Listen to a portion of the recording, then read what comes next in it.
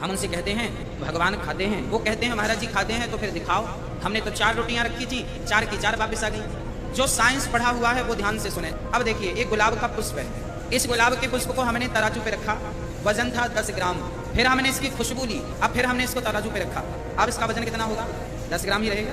इसकी खुशबू लेने से इसका वजन कम नहीं होगा। उसी प्रकार दाल चावल सब्जी रोटी जब भगवान को रखते हैं तो उस भोजन की जो खुशबू है और जो भक्त का प्रेम है, भगवान भक्त की श्रद्धा प्रेम को तो स्वीकार कर लेते हैं, पर भोजन ज्यों का त्यों छोड़ देते हैं। एक हिंदू पंडित थे, यूट्यूब फेसबुक पे उनका क्लिप मैंने सुना। उसमें किसी ने हिंदू पंडित से सवाल किया था कि हम तो भगवान के सामने सुबह 4 रोटियां रख के जाते हैं, शाम को वो 4 की 4 ही होती हैं, तो भगवान साहब खाते पीते तो है नहीं, तो ये क्या हो रहा है? इससे भगवान तो खुश क्यों हो रहे हैं जब रोटी रखी है? तो मोहतरम ने जवाब ये दिया कि मैं इस वक्त इसका जवाब दूंगा सिर्फ उन लोगों को जो साइंस और टेक्नोलॉजी के स्टूडेंट्स हैं। तो मैंने जब ये सुना, मैंने कहा यार ये कोई बड़ा ही खानदानी जवाब मार्केट में आ रहा है, क्योंकि ये साइंसदानों ही की समझ में आएगा, हम जैसे देसी लोगों की समझ में नहीं आएगा। उन्होंने फरमाया कि देखो ये जो फूल है इसकी हमने खुशबू सूंघी, फूल में कोई कमी हुई नहीं हुई, वैसे का वैसे ही।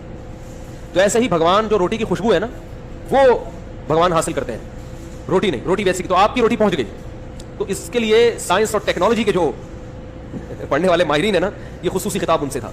इसमें जो असल खुदा है उसकी बहुत बड़ी तौहीन है। जो खुदा है जिसने बनाया है उसको छोड़ दिया आपने, और अपने हाथों से पत्थर के बुत बना के अपने सामने रखते हो, फिर उनको रोटियां भी खिलाते हो। अगर ये रोटी के मोहताज हैं तो ये तो वैसे ही भगवान नहीं है। इसलिए अल्लाह ने फरमाया है कि अल्लाह मुशरिक की मगफिरत नहीं करेगा। अल्लाह चाहता है मेरे बंदे मुझसे मोहब्बत करें, जो हकीकी माबूद है। शुक्र अदा किया करो, अल्लाह ने मुसलमान बनाया है, अल्लाह के सामने झुकते हैं।